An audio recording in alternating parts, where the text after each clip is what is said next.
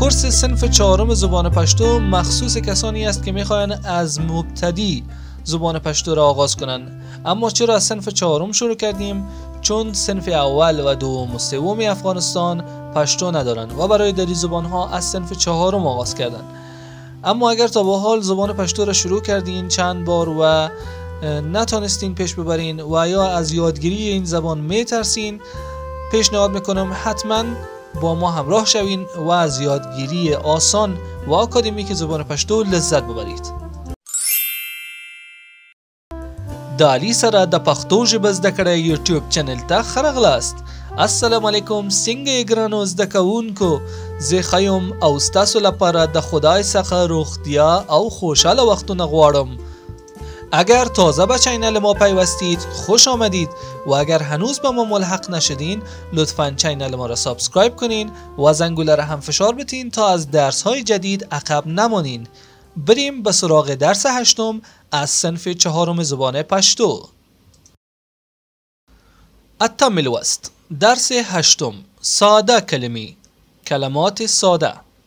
موخه، هدف، د متن سم لوستل، درست خواندن متن، لوستل به معنای خواندن، لیکل، نوشتن او د کلمې پیژندل و شناخت کلمات. پوښتنه، سوال، تاسو پوهیږئ چې کلمې څنګه او له څه شي جوړیږي؟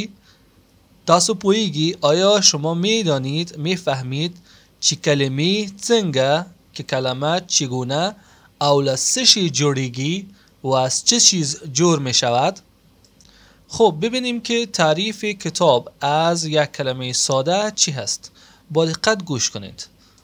هر معنا لرونک لفظ چې په یو وار له خولې راووځي او د ویشلو وړ نه وي ساده کلمه بلل کیږي. هر کلمه معنادار که یک بار از دهان بیرون برآید و قابل تقسیم نباشد کلمه ساده نامیده می شود. پس معنای کلمه ساده چی شد؟ یک بار دیگه با هم بخوانیم. هر معنا لرونک لفظ، هر لفظ و یا کلمه معنادار چی په یوار که یک بار، یوار به معنای یک بار، لخولی از دهان، خولی به معنای دهان، راوزی بیرون برآید او د ویشلو ور و قابل تقسیم، ویشلو ور قابل تقسیم نوی نباشد ساده کلمه بلل کیگی. کلمه ساده نامیده می شود. بلل کیگی و یا بلل کیجی به معنای نامیده شدن. لکه مانند احمد، محمود، قلم، کتاب او میز. احمد، محمود، قلم، کتاب و میز و غیره. آیا میتونیم احمد، محمود را و یا قلم و کتاب و میز را به دو قسمت معنادار تقسیم کنیم؟ میتونیم الف و ه و میم و دال را جدا کنیم، اما به حروف های جداگانه تقسیم میشن که به تنهایی هیچ کدام معنا ندارن.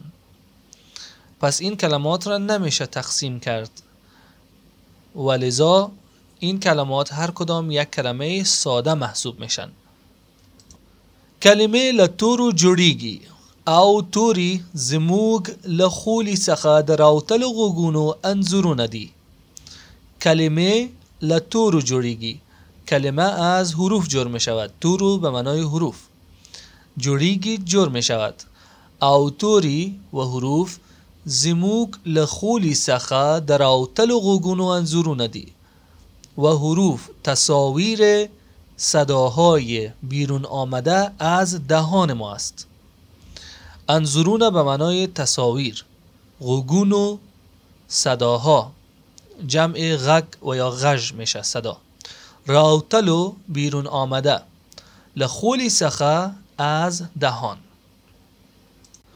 پدی معنا چی لتورو کلمه جوړیږي؟ به این معنا که از حروف کلمات جور می شوند.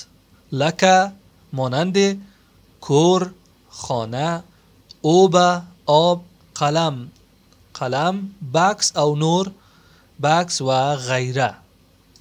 خب در این درس یاد گرفتیم که کلمه ساده کلمه ای است که یک بار از دهان بیرون برآید و قابل تقسیم نباشه و معنادار باشه و اگر او را به دو قسمت و یا چند قسمت تقسیم کنیم قسمت های جدا شده معنا نداشته باشند. اگر تا اینجا را همراه ما بودین و این ویدیو براتون مفید بوده لطفاً لایک را فراموش نکنید. و اما لغات جدید این درس: یوار، یوار یک بار، توری، توری حروف، انظور، انظور تصویر، خوله، خوله دهان، ویشل، ویشل تقسیم، ور، ور قابل لایق، غگ، غگ و یا غژ صدا آواز، کورنۍ دنده کار خانگی. ټول زده کوونکي باید د تیرو درسونو له متن څخه دوه ساده کلمې غوره کړي او د نظرونو په برخه کې ولیکي. همه شاگردان باید دو کلمه ساده را از متن درس قبل انتخاب کرده و در قسمت نظرات بنویسند. خب دوستان عزیز، این بود درس امروز ما. امید که جور و صحتمند باشین و از این درس ها استفاده کافی ببرید. اگر از این ویدیو خوشتان آمد او را به دوستهایتان و علاقمندان به زبان پشتو هم معرفی کنید و برای حمایت از ما لایک و کامنت و سابسکرایب فراموش نکنید.